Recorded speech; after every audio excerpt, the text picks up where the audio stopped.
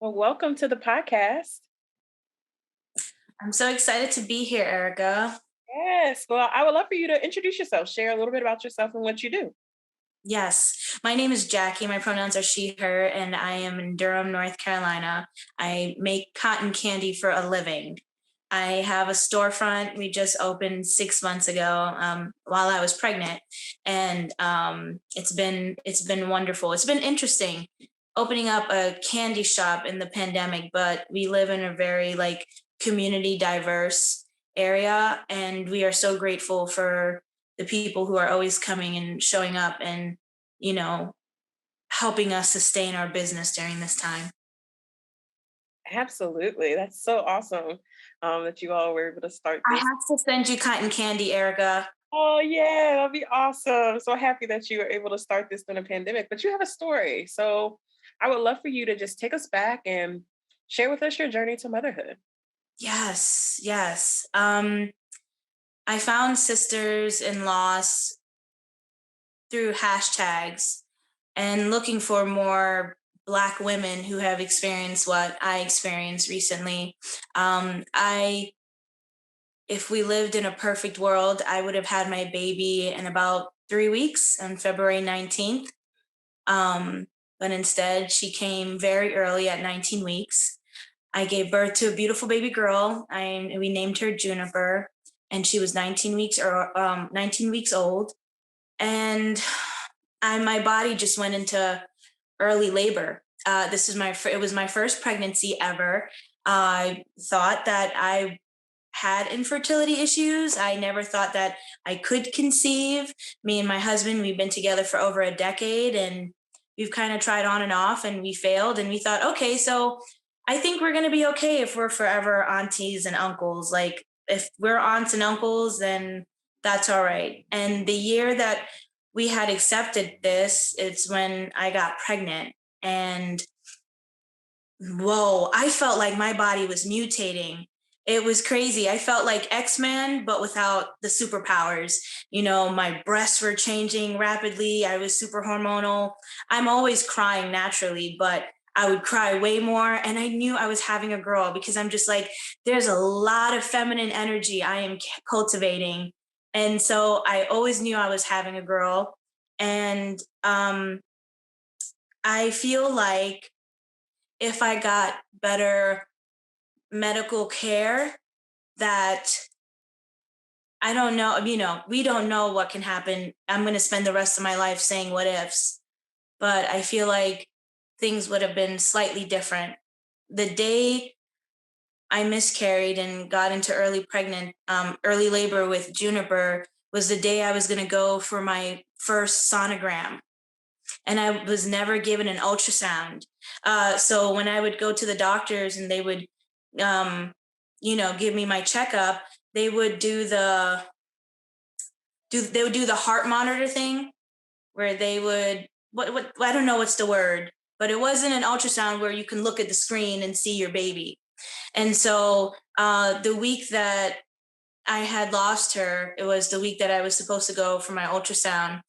And when I asked the doctors, like, how and why did this happen, they just said that my cervix opened up very early and there was nothing that they could have done. And because she was born at 19 weeks, um, you know, they couldn't save her. But me and Reem, we got to spend a couple of hours with her. And it was very surreal in the hospital.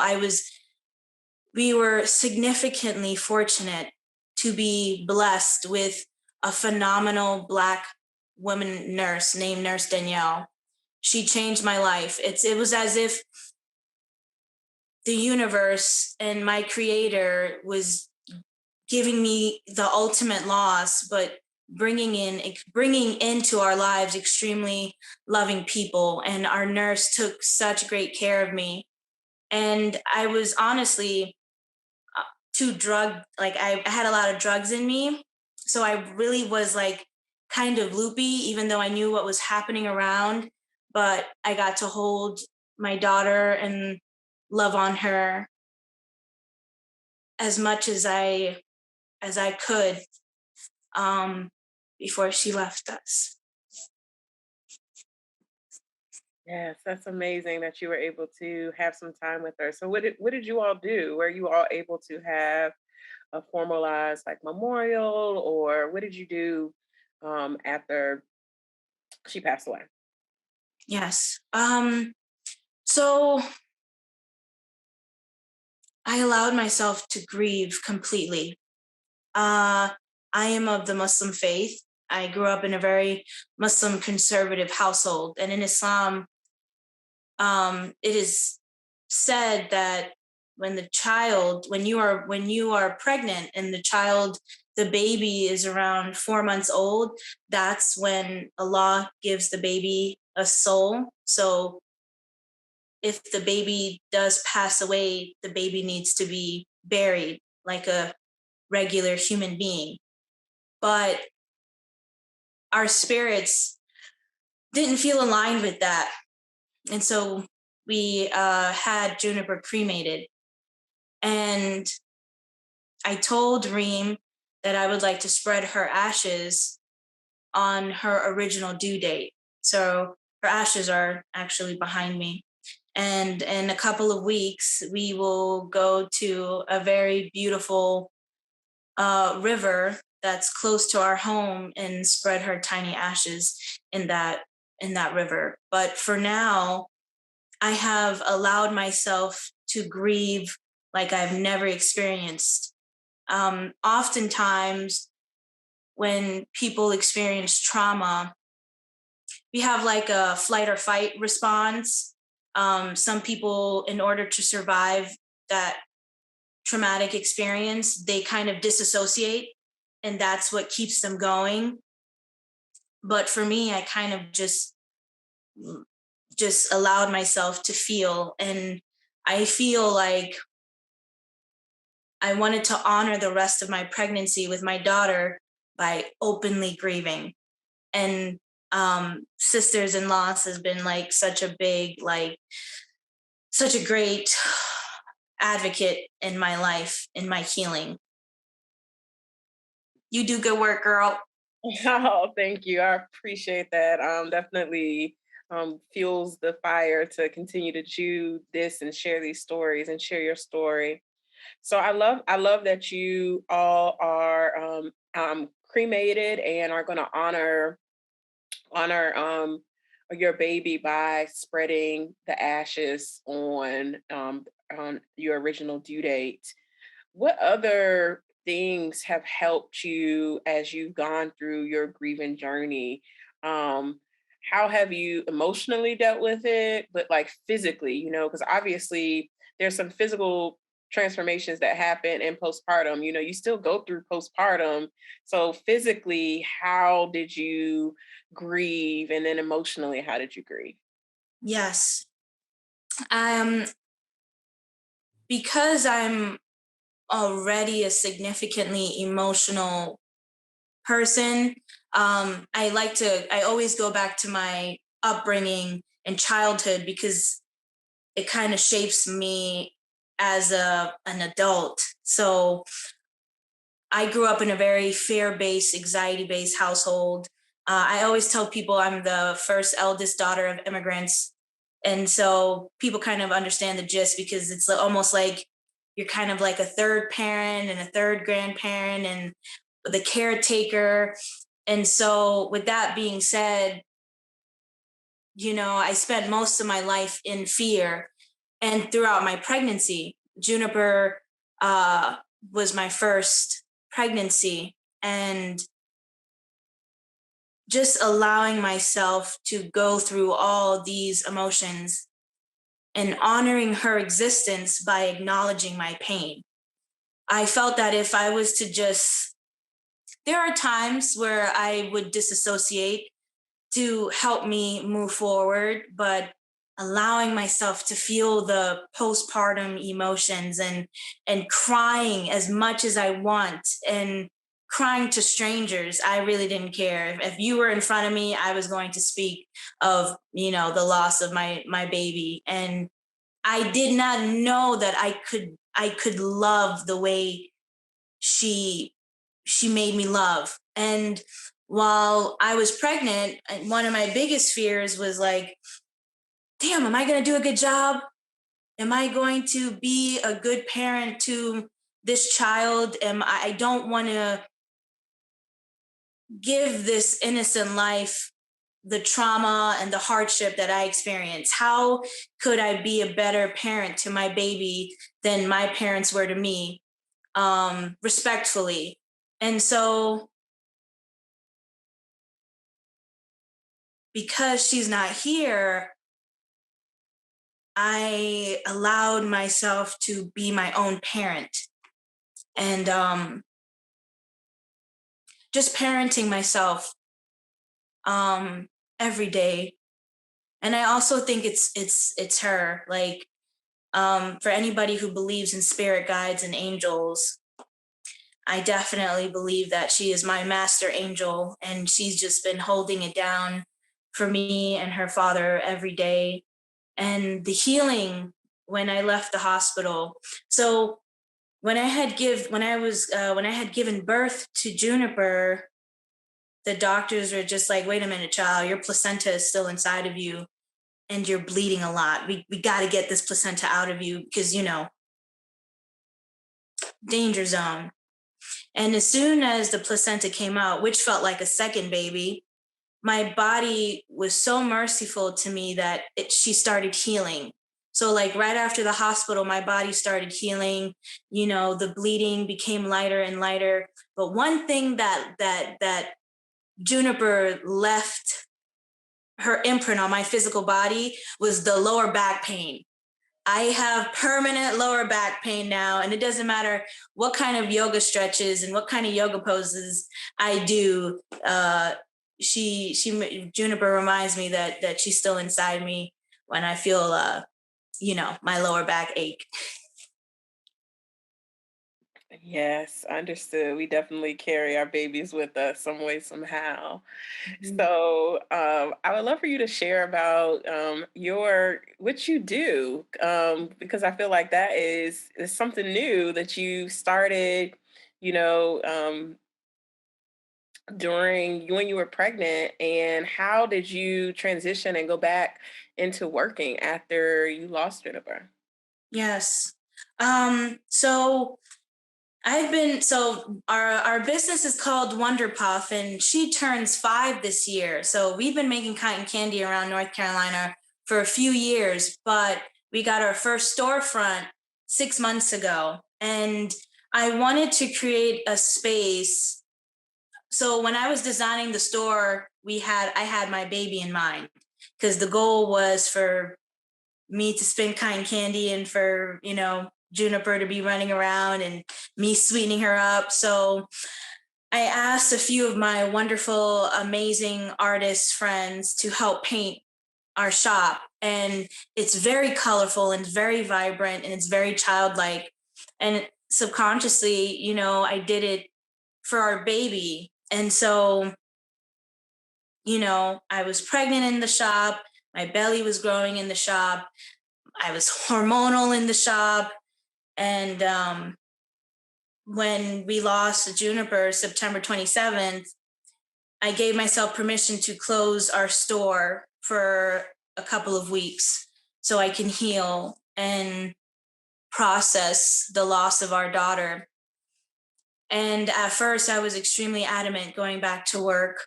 My job is very different than a lot of people. And, I'm not in a work office, or I'm not surrounded by a lot of people every day. Um, so when I went back to the shop and I opened it back up and I made an announcement to our community, letting the people know that we are opened and we are healing, it was very hard to be in that space because we had built that space for our baby. So it just felt like a big, what is it? Like a big hole, like, something was missing. But with time and gentleness, my job and my business became my safe haven again. Love that. I love how it's become a safe haven for you. That's the reason why I wanted to ask, because I figured, um, that it was built around her. So now, have you used any other tools or resources? I know you mentioned the Sisters in Loss community and everything, but were there any other books or things that have helped you along your journey? Yes, yes. The women in my life, first and foremost. When we lost Juniper, it was a few days before October 1st, October, which is, Pregnancy Loss Awareness Month. And I've always been very vocal. Um, I think it's pretty radical for people to share their vulnerabilities the same way we share our joy and our happiness. So we had put in our business page, we had shared to our people that we had experienced this loss. And after that, we have received immense love, especially from people who have experienced pregnancy loss the way we did. And I just the immense love that we've received has really helped. Also, doing my own research and joining groups on Facebook. I'm in the Sisters in Loss. I follow you on Instagram and Facebook, and there's a couple of other support groups that I rock with heavy on Facebook. And just hearing other women's stories constantly and having a space where we can share our trauma and not be judged or not feel uncomfortable, and knowing that there is somebody out there that is going through the same thing you have, it definitely helps. And at the end of the day, nobody wants this, but what is it called? People have said that this is the unwanted club. And I'm sad to see you here, but we're not alone. And I'll also, my best friend introduced me to a nonprofit organization. I think they're from Orlando, Florida. They're called the Finley Project. And the Finley Project is a very small organization, but they help women and people who have experienced pregnancy loss and miscarriages. And it's a 3-month program where they set you up with a friend that can text you and check up on you. They set you up with a therapist, and that you get free therapy for 12 weeks. And they also give you massages and clean your house. And it's just so powerful. And I was introduced to that organization a couple weeks after I lost Juniper and thought I could really utilize their resources. So that was pretty spectacular. Oh, that's amazing that they were able to come and support you in that manner. I think that that's so needed, and I'm sure it helped you just navigate your own grief journey. Yes. Yeah. I feel That's like we need more of that, like all over the country. absolutely, absolutely, and they were able to really just hold space for you in that time frame and take off some burdens of just small tasks that helped you out. That's amazing. Yes. And it's honestly, I wish every person who experienced what we've experienced can go through, go through a nonprofit like that. And I'm hoping that with time that we are given more nonprofits that can help women. Absolutely, absolutely. So, in the next few weeks, you're going to be s- going through the process of, spreading her ashes. So, how are you preparing for that? And are you all going to do some type of ceremony, or what are you thinking of doing to honor Juniper in this way? Yes. That's a beautiful question. And I appreciate you asking. I am so in Arabic it's called a janaza, which is a funeral for the non-living, and I will be doing something like that for Juniper, but in our own way. And we are going to be inviting people who have supported us through these past 5 months to come and just be a part of us and be a part of this moment. And I believe in cultivating energy together, especially when somebody experienced something like this. I believe in being around a lot of people that you love and that they love you, and just kind of amplifying our love and expanding it to the universe. And I really want our daughter to know that she is significantly loved and she will always be loved. So we will be bringing in our community, and we will be going to the river together, and we will be performing, prayers. And I asked my baby brother to speak on my behalf because he's a Duke alumni and he's just very eloquent. And it just, I love seeing young Black men just be so articulate with their words. And that is my brother. So he'll be speaking for me and my husband and my baby. And after that, after the crying, I plan to celebrate her life, um, with lots of sweetness and lots of eating. And I hope and pray that, given life, that we can continue this tradition of honoring her on her original due date as well as her actual birthday. Yes, I love that. And I love that you all are going to continue to honor her life as you continue on. And I love how you all celebrate this within your religion, your spirituality practice. So I would love for you to really leave our listeners with some encouraging words for those who may have experienced a loss through COVID. I mean, I think we haven't even talked about that. Yeah. We are all in this sense of collective trauma that we've all are experiencing and are still experiencing through this pandemic that has switched to an endemic. We're still in it. Really, what encouraging words can you leave with our listeners as those people who may have experienced a loss during COVID, maybe thinking about trying again to have another baby, and maybe really want to get pregnant in 2022? Yes. Yes. Hmm. Our f- I believe that our feelings are valid, and that we are living in a human experience that can oftentimes feel very difficult, especially under capitalism and colonialism, being Black and brown and existing in a society that we do. Oftentimes our feelings, our stories are kind of go over people's head. Um, but we are still human, and our stories are valid. And it doesn't matter when we experienced a loss, you have every right to love and express that love for the non living as much as you want for the rest of your life until you meet them again. And for me, I've been connecting with Juniper more in a way of I allow her to guide me and speak through me.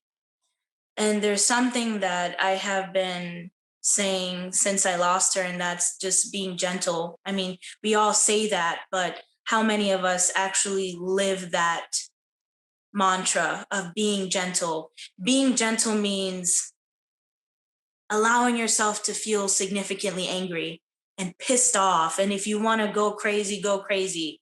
Giving yourself permission and doing that, but also being gentle with that anger, and knowing that everything is okay and everything will be okay, and that your babies are babies. They see us, they're with us.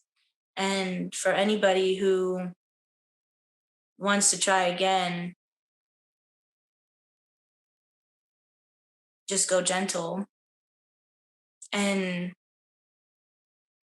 whatever happens, happens.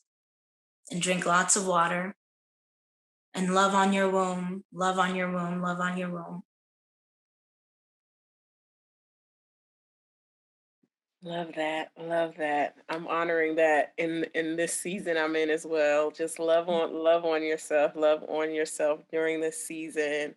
Um The last question I have for you is about self love and self care. So, what are you doing for you in this season? Yes. Well, this season is cold and we still got this Omarion variant running crazy out here. So just allowing myself to be in the stillness, it's after the holidays.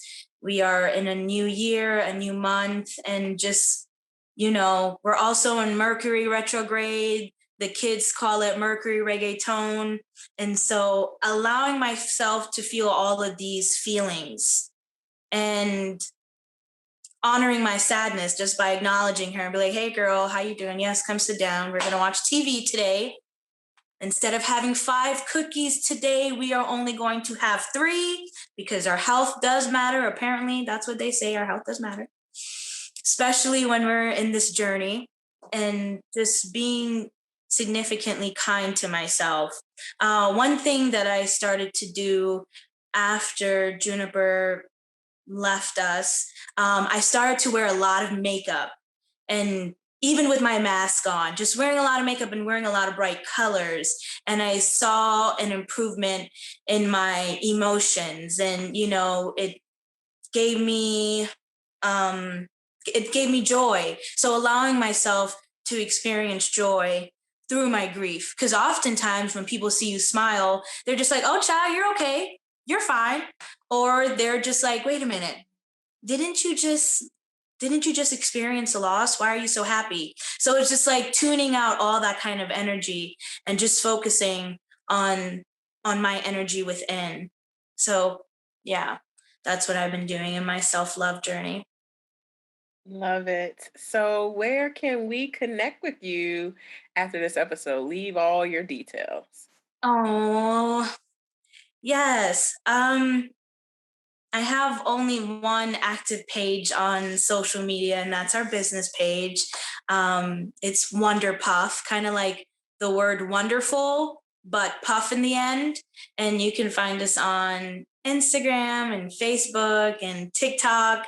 If you just Google Wonderpuff, all of our information will come on. We make organic vegan cotton candy. We have so many flavors. We actually we're launching 2 flavors this week in honor of Valentine's Day, because I still love Valentine's Day, and Juniper would have been my Valentine's Day, you know, my Valentine's. And so we are launching 2 flavors, chocolate covered strawberry and a bouquet of flowers, which is array of floral sugar. So yeah, that's what we do. And I cannot wait to send you some, Erica. I'm going to email you for your address when we're done.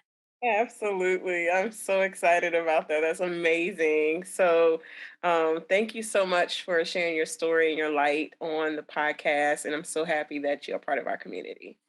Erica, I'm so happy that you and Sisters in Loss exist, and love to all of our sisters who are in loss. Absolutely.